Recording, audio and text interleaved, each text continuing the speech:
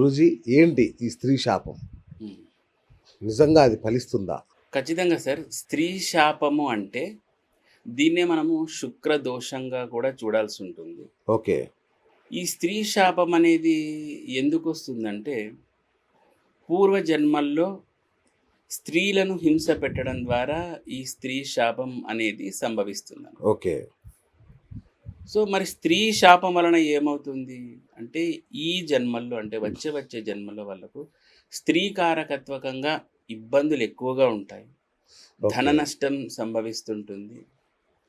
పెళ్ళిళ్ళలో కూడా చాలా ఇబ్బందులు కలగడము, మగవాళ్ళకి ముఖ్యంగా సంతానం లేకపోవడం, శుక్ర కణాలు అనేది తగ్గిపోవడం, ఇదంతా కూడాను స్త్రీ శాపం కింద మనం చెప్పుకోవచ్చండి.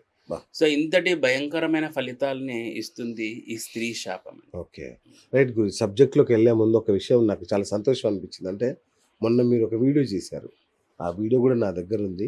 అంటే గ్రహణం ఫలితంగా యుద్ధం సంభవించబోతుంది అని చెప్పారు మీరు. అవును. ఫిబ్రవరి 10వ తేదీన అనుకుంటా అవును సార్. చెప్పారు. ఫిబ్రవరి 30 కల్లా యుద్ధం యుద్ధం వచ్చేసింది. జరిగింది. సో అది ఎట్లా గణించారు గురుగారు అది? ఏం లేదండి, ఆ టైంలో మనము గ్రహణం టైంలో చూసినప్పుడు ఆ టైంలో మనకు పంచగ్రహ కూటం అనేది ఉండింది కదా. అవును. సో దాంతో పాటు కుజుడు అనేవాడు ఉచ్చ స్థితిలో ఉండడము, కాస్త వక్రస్థితిలో ఉండడము, ఇవి కొంచెం నేనేదో నా లెక్కలు వేసుకున్న తర్వాత ఎక్కడా కానీ ఎవరూ చెప్పలేదు. బట్ నేను చెప్పాను, ఇది యుద్ధాలు జరిగే సమయము, యుద్ధాలు ఖచ్చితంగా జరుగుతాయి, అవకాశాలు చాలా ఉన్నాయి అని చెప్పాను. ఫిబ్రవరి 10, 9, 11, 7 డేట్లో చెప్పాను నేను. అవునవును. నా దగ్గర ఉంది. ఖచ్చితంగా అంటే ప్లే చేస్తాను. అయ్యా, చాలా దేశాల్లో కూడా మనకు ఈ వాక్కు ద్వారా సమస్యలు తెచ్చుకోవడం అనేది జరుగుతుంది. తర్వాత మీకు కుజుడు కూడా బాగా ఉచ్చపట్టి ఉన్నాడు. యుద్ధానికి ఇదైనా కుజుడు కూడా బాగా ఉచ్చపట్టి ఉండడము అనేది సంభవించింది. కానీ కొంచెం అస్తగత్వం అనేది జరుగుతోంది. సో సరే, దానికి పక్కకు పెట్టేస్తే యుద్ధ పిపాసత్వము అనేది దేశాల మధ్య వచ్చే అవకాశాలు ఉంటాయి, మనుషుల మధ్య కూడా వచ్చే అవకాశాలు ఉంటాయి. తర్వాత వాక్కు ద్వారా ఇబ్బంది, తమ మాటల ద్వారా కూడా ఇబ్బందులు పడే అవకాశాలు ఉంటాయి ఆ టైంలో. తర్వాత వచ్చేసి శుక్రుడు 14 డిగ్రీలో ఉండడం అనేది కొంచెం తక్కువ స్థాయిన. సో వండర్ఫుల్ గురుగారు. చాలా హ్యాపీగా ఫీల్ అయ్యాను. ఓకే. మన గురుగారు లేదు సార్, యాక్చువల్లీ అంటే నేను ఆ వీడియో చేసిన తర్వాత నేను దాని గురించి మర్చిపోయాను. ఓకే. యుద్ధం జరుగుతుంది, ఫస్ట్ టైం ఇరాన్ మీద బాంబు పడింది, ఏదో జరుగుతుంది. మా అసిస్టెంట్ నాకు తర్వాత చెప్పాడు అనమాట, గురుగారు అదే మీరు చెప్పినారు కదా యుద్ధాలు జరుగుతాయని, జరిగిందండి, యుద్ధం జరుగుతుంది అనండి. నేను ఎప్పుడు చెప్పిన అంటే రోజుకి చాలా వీడియోలు చేస్తుంటా కదా, నేను ఎప్పుడు చెప్పినారా యుద్ధం జరుగుతుంది అన్న అంటే, లేదు గురుగారు మీరు ఆ రోజు చెప్పినారు యుద్ధం జరుగుతుందని, అట్లే యుద్ధం జరుగుతుందని వేరే లైట్ తీసుకున్నాం.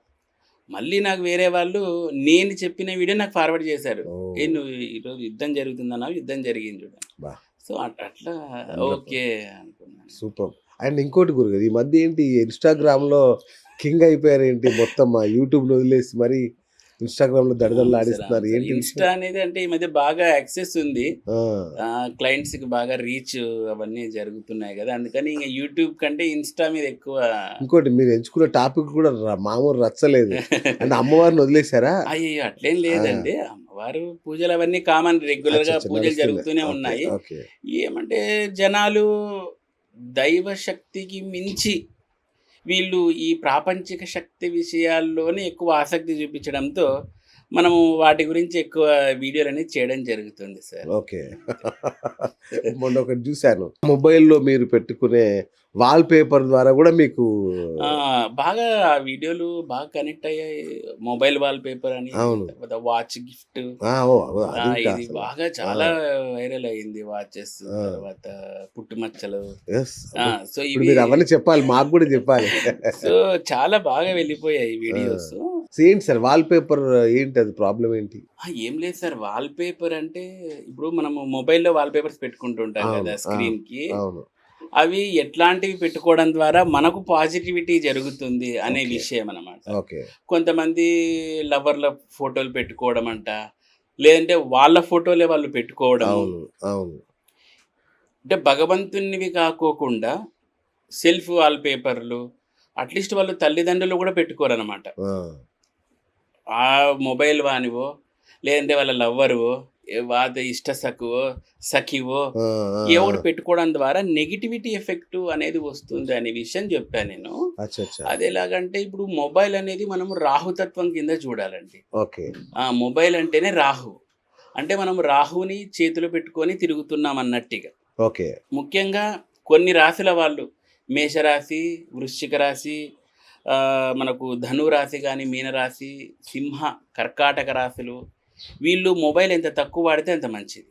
ఓ, ఎందుకంటే రాహు మాయలేకి వీళ్ళు ఎక్కువ ప్రభావం పడి విపరీతమైన అచ్చచ్చచ్చ. నెగిటివ్ ఎఫెక్ట్ వచ్చే అవకాశం ఉంటుంది. ఓకే. దాంతోపాటు ఇట్లాంటి జాతకులు వాళ్ళ యొక్క వాల్పేపర్లు వాళ్ళని పెట్టుకోవడం వలన చాలా ఇబ్బందులకు గురయ్యే అవకాశాలు ఉంటాయన్నమాట. సో ఆ విషయము మొబైల్ గురించి చెప్పాను. అద్భుతం. వాచ్లు అనేది ఇక సో గిఫ్ట్ వాచ్ గిఫ్ట్ గా ఇస్తే తీసుకున్నవాడు సర్వనాశనం అయిపోతాడా? అంటే చాలా వరకు నెగిటివ్ ఎఫెక్ట్ ఉంటుంది అనే విషయం చెప్పాను. ఓకే. ఎందుకంటే వాచ్ అనేది మన కర్మకారకత్వమైన శనిని రిప్రజెంట్ చేస్తుంది అనమాట. ఓకే. సో అందుకే మరి మనం ఆ వాచ్ని ఎవరినైతే గిఫ్ట్ ఇచ్చామో అది మనం శనిని ఇచ్చినట్టే వాళ్ళకు. అచ్చా అచ్చా. ఆ, ఎప్పుడు కానీ సార్ ఒక విషయం చెప్తా చూడండి, వృషభ రాశి, మిథున రాశి, కన్య, తర్వాత తుల, మకర, కుంభ రాశిల గల వాళ్ళ నుంచి వాచ్లు గిఫ్ట్గా పొందకూడదు. ఓ. ఉమ్. ఈ రాశుల వాళ్ళ నుంచి వాచ్లు అయితే గిఫ్ట్గా పొందకూడదు. ఉమ్. పొందినారంటే ఇంక నాశనమే. ఓకే. వాచెస్, మొబైల్ ఫోన్స్ గిఫ్ట్గా పొందడము, ఆ, ఇంకా మరీ ముఖ్యంగా రాహు అస్సలు బాగానే వాళ్ళ జాతకుల నుండి మొబైల్ ఫోన్స్ గిఫ్ట్ పొందినా, ఉమ్. ఏదన్నా ఎలక్ట్రానిక్ గూడ్స్ గిఫ్ట్ పొందినా ఆ రాహుని తెచ్చి ఇంట్లో కూర్చోపెట్టుకున్నట్టే. అబ్బా. కాబట్టి ఈ రాశుల వల్ల జాగ్రత్తగా ఉండాలనే వీడియోస్ చేయడంతో అవి అవును. బాగా వెళ్ళిపోయాయి. ఉమ్. సో అలా కొంచెం ఎక్కువ ఇది అయిపోయింది అనమాట. ఓకే. ఓకే. ఇంకొకటి బంగారం మనమే తయారు చేసుకోవచ్చు అని కూడా మీరు చెప్పినట్టు విన్నాను. బంగారం గురించి బంగారం తంత్రం అనమాట. అంటే మనము సెల్ఫ్గా బంగారం ఎలా చేసుకోవచ్చు అని తంత్రశాస్త్రంలో ఉంటుంది సార్. అవునా? ఒక వట్టి కుండ తెచ్చి కొన్ని రకాల ఆకులు వేసి, మనకు పూర్వకాలంలో పరుసవేది అని ఒక అవును విద్య. అవును అవును. సో ఆ వట్టి కుండ తెచ్చి కొన్ని రకాల జిల్లేడు ఆకులు, బ్రహ్మజముడు ఆ, ఇట్లాంటివన్నీ వేసి 7 days దాంట్లో ఊరబెట్టి, ఒక 2 అడుగులతో కొంచెం పచ్చకర్పూరం పెట్టి వేలాడగట్టి, తర్వాత ఒక రకమైన ఆకు ఉంటుందన్నమాట. ఆ ఆకు రసం దాంట్లోకి వేయాలి. ఓకే. అప్పుడు ఎన్ని ఆకుల ఆ డ్రాప్స్ పడితే ఆ డ్రాప్ ఆఫ్ గోల్డ్ వస్తుంది అని ఉంటుందన్నమాట. ఓకే. ప్రయత్నించారేమన్నా? ఇది విద్య చెప్తున్నాను. Right right. సో అలా సో ఇట్లాంటివన్నీ బాగా. రైట్. అంటే ఇంకోటి ఈ మధ్య నిధుల కోసం కూడా మీరు చాలా వేట సాగిస్తున్నారు. అమ్మ బాబు నేనేం సాగించలేదు. సాగించట్లేదు. అంటే నిధులు ఉన్నాయని చెప్పి మీ దగ్గరకు వస్తే మీరు వాళ్ళని హెల్ప్ చేయడం. నేను ఎప్పుడు హెల్ప్ చేయనండి సార్. అట్లా ఉమ్. నేనేం చేశానంటే ఒక వీడియోలో ఇటువంటి రాశి వాళ్ళకు నిధులు దొరికే అవకాశం ఉంటుంది అని చెప్పాను. దాంతో చాలా మంది నిధుల కోసం వచ్చా, నేను ఏదో చూస్తానని చెప్పేసి. బట్ నేను చాలా వరకు రిజెక్షన్స్ ఇంతకీ చేసి. ఏ రాశుల వరకు నిధులు దొరుకుతాయి చెప్పండి, మాకు కూడా చెప్పండి. సో ఏం లేదు సార్, రాశి గురించి అని కాదు, అక్కడ ముఖ్యంగా మనకు భాగ్యస్థానం అనేది ఇంపార్టెంట్. ఏ జాతకునికైనా కానీ ఓకే. భాగ్యస్థానం ఇంపార్టెంట్. ఓకే. భాగ్యస్థానంలో గురువు ఉన్నాడు అంటే ఉమ్. వాళ్ళకు మాక్సిమం ఈ నిధులు దొరికే అవకాశం ఉంటది అని ఓకే. అర్థం.